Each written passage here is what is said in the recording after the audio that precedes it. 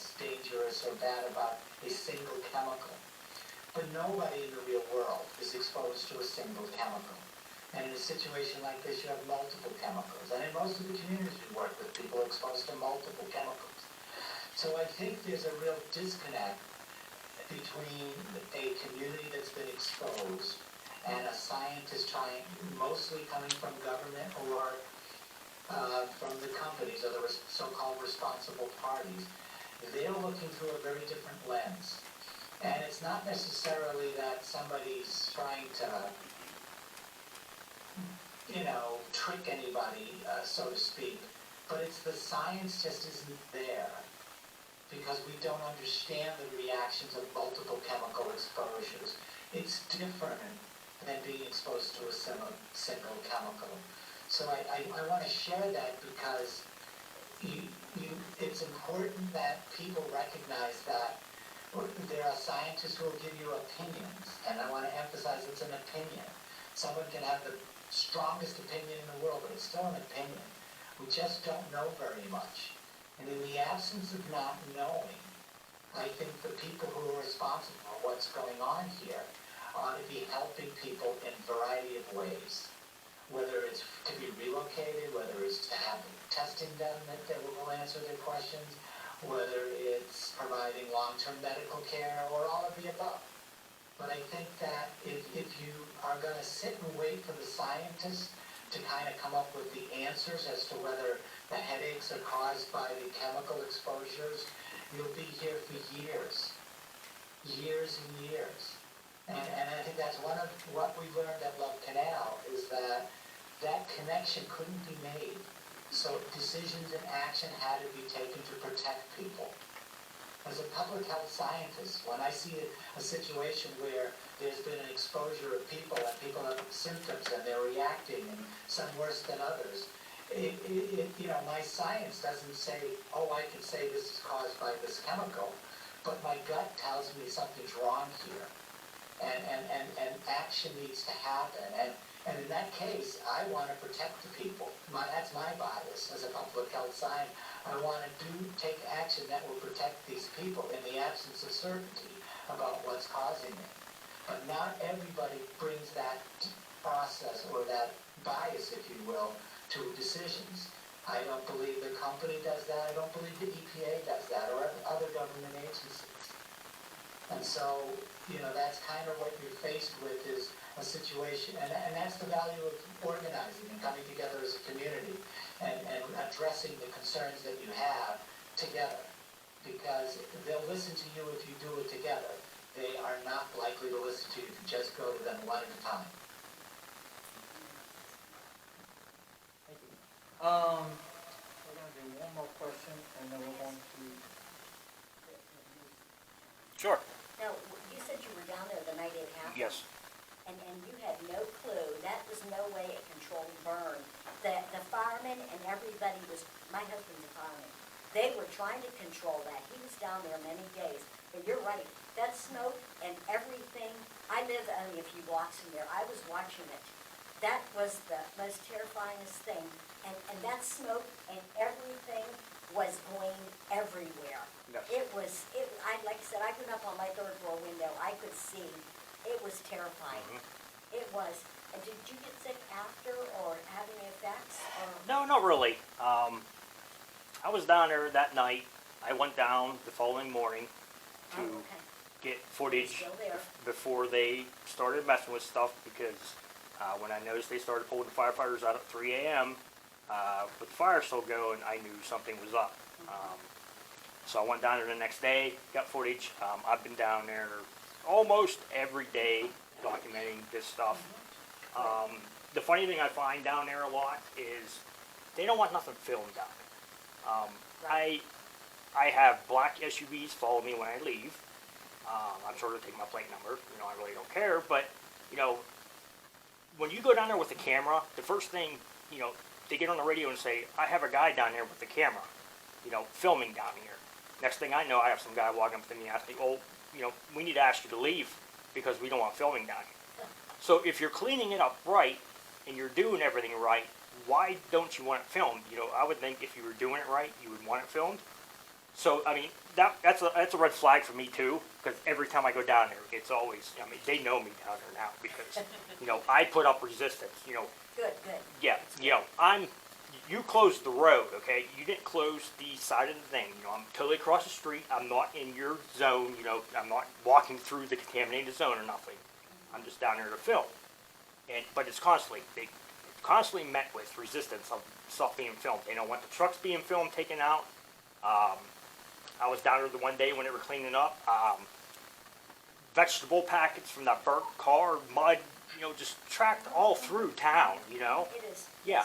And then they got these street sweepers going through, blowing this dust everywhere, but that's how they clean it. So, Yeah, I know, because like I said, I ride down along there, I've checked it out myself, gone as far as I can, they turn me away, and I go and ride as far as I can, looking at stuff and seeing, and there is a smell, and there is a lot of stuff going on down there, like you said, stuff on the road, the street sweeper, and they are tracking stuff, they've been refused to taking stuff, how many places, and not that the firemen wouldn't have went down there because they had to go to protect their buildings and other stuff, but not knowing, and how many people were exposed to all the smoke, this stuff burning? yeah, we had, 40 companies show up from 3 states? Yeah, and everywhere. That night, it was everywhere. Yeah. And that was only for that night. What about when they made everybody evacuate and we set that car off? What do you think? that How many car? days? How many days did that stuff burn? Well, it was Friday Yeah. night, Saturday, probably Sunday, and I'll bet even into Monday. Sunday we evacuated and we came back. I left all day Saturday. I come back in the night, Sunday. We were there until they told us that we had to evacuate. Mhm. And, we left, and then we came back, I think Wednesday or maybe Thursday, we come back. And I mean, the whole time you did see, not after we evacuated, because I couldn't see. Yeah. And then, but all that stuff was just billowing everywhere. Oh, it was. Yeah. It was something I'd never seen before. It looked like an atomic bomb, honestly. I mean, that's Exactly. honestly what it looked like. It was Yeah. terrifying. I have one more question. Your readings, when you were going around town reading, what did you think about the readings that you were getting? Because you were here, how many, right after it happened? We were here on like February 20th and 21st, so it was a few weeks Oh, later. okay. Yeah, so we weren't here right when it happened, we kind of thought about it, but it was also a big problem. Yeah, yeah. So we were here a few weeks later, and I can share it with these guys, they can share it with everyone, but it's up on Twitter, if you look for the Twitter feed for the Texas A&M Superfund Research Center, those are our collaborators, and they tweeted everything out, and so you can see it online. I mean, so we were measuring for literally hundreds of compounds, and we didn't share the data on all of them because we were trying to sort of report things as quickly as we could. So for a handful of things that are really common in like urban areas in the U.S., we measured similar concentrations as we did both in Pittsburgh and in other cities here, right? So, we measured vinyl chloride. There was more vinyl chloride here than in Pittsburgh, not surprisingly. But below any sort of so for a lot of chemicals, there are like these individual limits, right? Like, you shouldn't have this much in an 8-hour work shift. You shouldn't have this much if you're exposed for a year. You shouldn't have this much if you're living your whole life. So we measured more vinyl chloride here than like in Pittsburgh, but not above any of those limits, right? That doesn't mean the risk was 0, but it wasn't above one of these sort of predetermined limits. There were some species that we measured that were higher than, that we had trouble like putting the exact number on, but we could compare to other places, and that were higher than where we measured like when we were in Pittsburgh the same week, right? So we had like a close comparison. And so, and we said, well, for stuff like that, there needs to be sort of follow-up, right? And so, I know there's been some follow-up, we've been engaged in some, and we don't have sort of updated data on that, so this is sort of what we have now is still where things stood in February, right? But our colleagues from Texas A&M are sort of coming every few weeks at this point. But we don't have like an update on what they found on the second open, et cetera.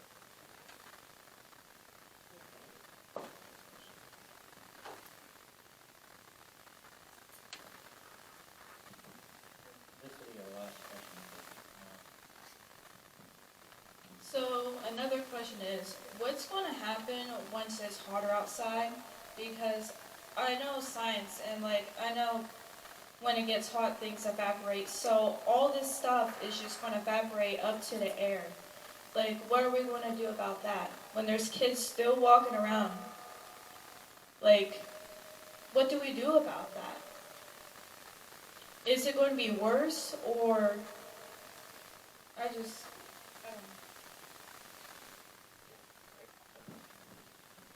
Someone else wants to talk about that.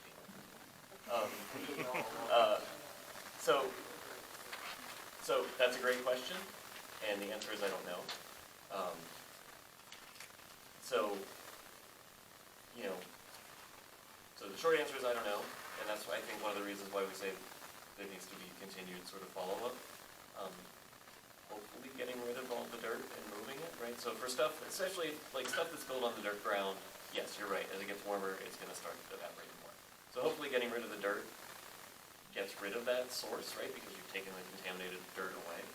Now, I don't know if they don't get it all or whatever, but this is why I think you just can't sort of say like, oh yeah, happy, don't think about it.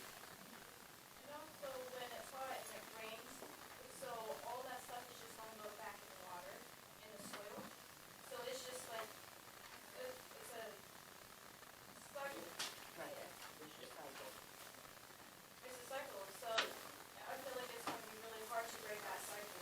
Like, how are we going to break it is the big question for the summer when it's warm.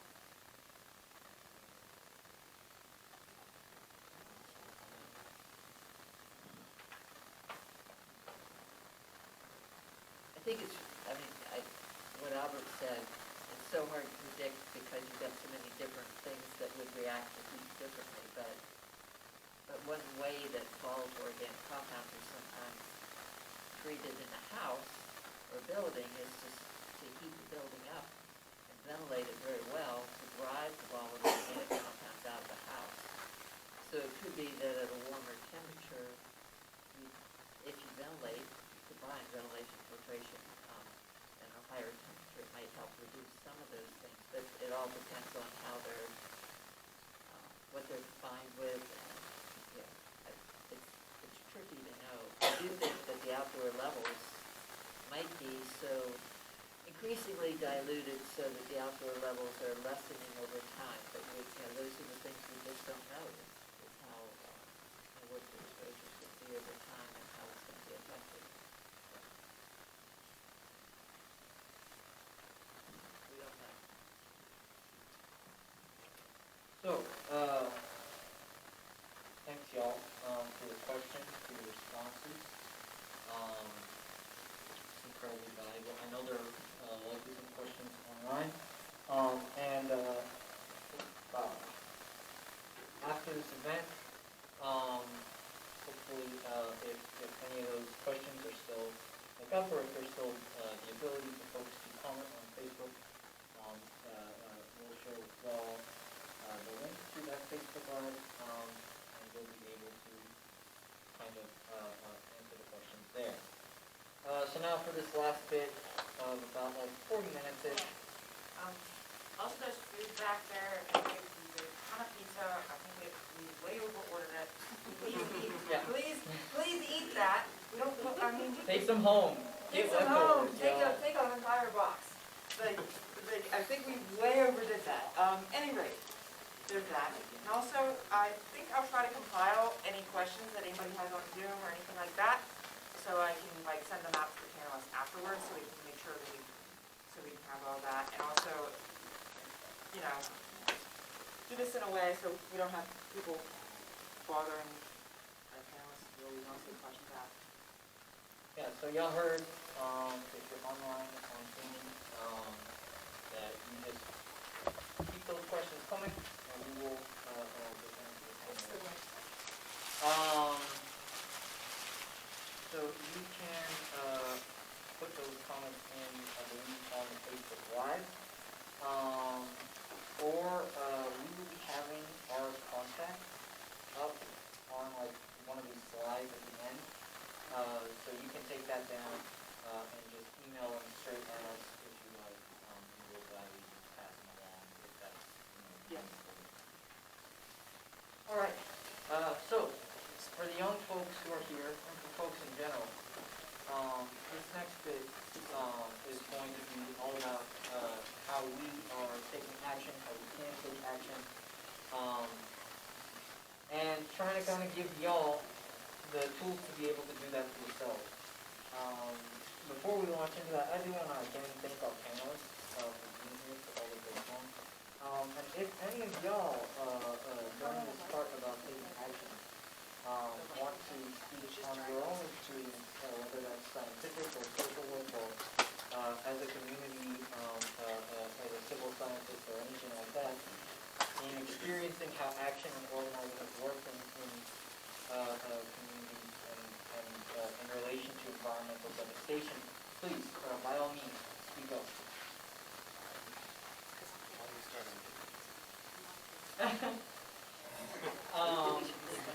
So, I want to start by kind of introducing the framework in which we will be pursuing action, and it's called climate justice.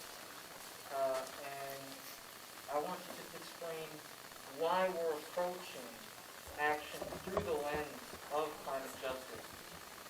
Because it is, for Sunrise Pittsburgh, the most powerful and appropriate way of approaching any kind of environmental related action. So, what is climate justice? I've kind of set up three sort of tidbits on what exactly that is, what it means, and how it can apply to you. So I want to point out, Sunrise is a climate work. So we are a climate environmental work. So when we say climate justice, yes, we're referring to climate, but the term justice, well, go ahead. It means more than that. We're not someone that wants big, gigantic. We don't want big, gigantic utility companies that have all renewable energy and then they're sucking people just like fossil fuels are. We want to go around holistic So, solution. and that's an important point to make. And that brings us to our first one, which is environmental harm is an injustice. So, if y'all remember, not that long ago in Texas, they had the deep freezes where the power grid basically went down because the Texas government had been so inefficient in providing resources to those communities, had basically defunded that power grid to the point where when adverse weather happened, it failed. And these companies were still sucking the life out of the citizens of Texas, but they were providing a lot of their power through renewable energy. And in that way, we can still see the use of renewable energy can also contribute and be a part of environmental harm. It's not like there's any one silver bullet. Every individual community must see the injustices that happen to them and understand the process, the steps they have to take to reach justice for themselves. So environmental harm isn't injustice. For instance, like the destruction here in your community, there are injustices across the country, like in Texas, like in Louisiana, like in Love Canal, which is not far from where I grew up, right? There are so many of these injustices that happen everywhere, and they always happen to the poor, the marginalized, and the folks who have been sidelined by American politics. Because companies and politicians know that those folks are going to be the ones who are least able fight back. And that is an injustice that they are perpetrating on folks like you because they know they can get away with it. The second point is intersectionality. Just as y'all are suffering from an injustice here, people all across the country are suffering from similar kinds of injustices happening in their communities every day. A friend of mine who grew up in the Bronx, she told me that, and she grew up in the projects, that the kind of environmental pollution, the kind of, the way that the New York City urban planning was done, purposefully targeted her black community in a way that disproportionately harmed them because they were poor and they were brown and they couldn't necessarily talk back to the folks who were doing that to them. And that happens to white communities, black communities, brown communities, all communities across this country, that those folks know that they can get away with hurting. So in that way, through that lens, we have to understand that it is a collective struggle against a group of folks who are purposefully harming those communities. And finally, justice is a process of liberation, which means that we don't get justice until all of we get justice, right? So just because in East Palestine, some folks might have their houses clean, does not necessarily mean that all folks have their houses clean. Just because some folks might be able to go back to school because they're able-bodied, does not mean that all folks get to go back to school. So we need to make it so that in all cases across the board, justice is reached within these communities, and especially in this case. Post the next slide.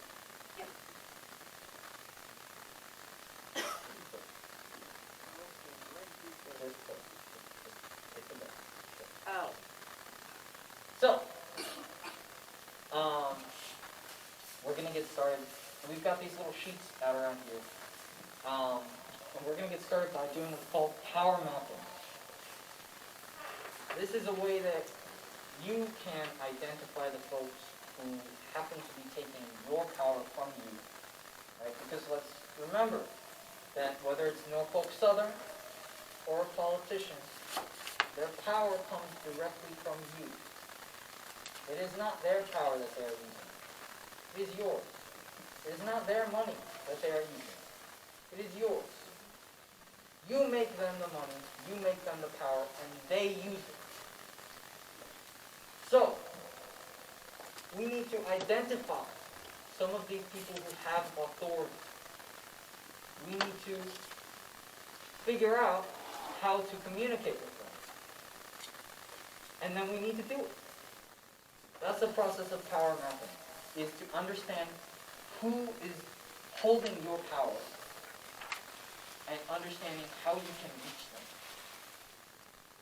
So for this activity, we've got on the backs of the sheets with the little triangle, two kind of little dashes.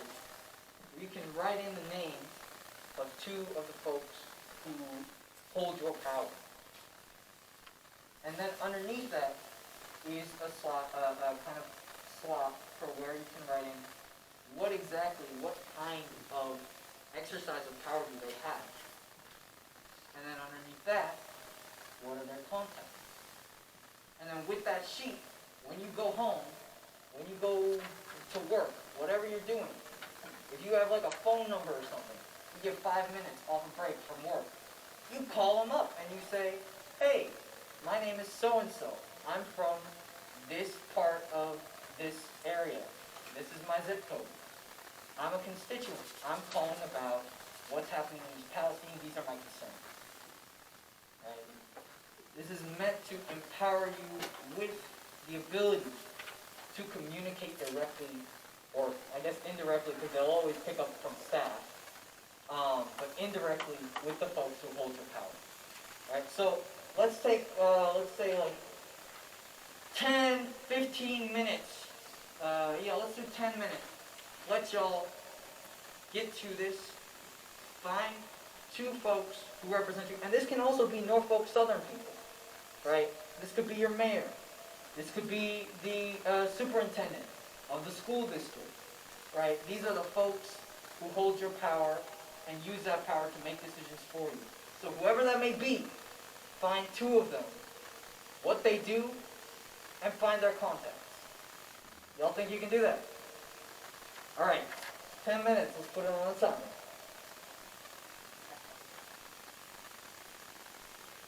In the meantime, make sure you got plenty of food. Anyone needs like a pen or something? Let me know. I'll pull something out of my backpack. All right.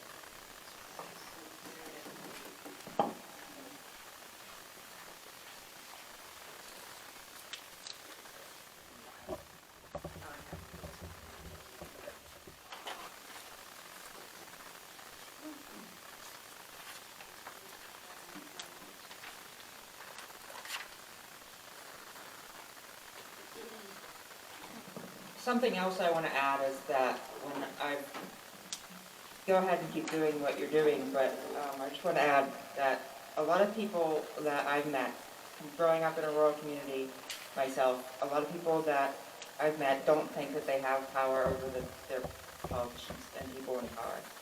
And when we say power does come from you, it does.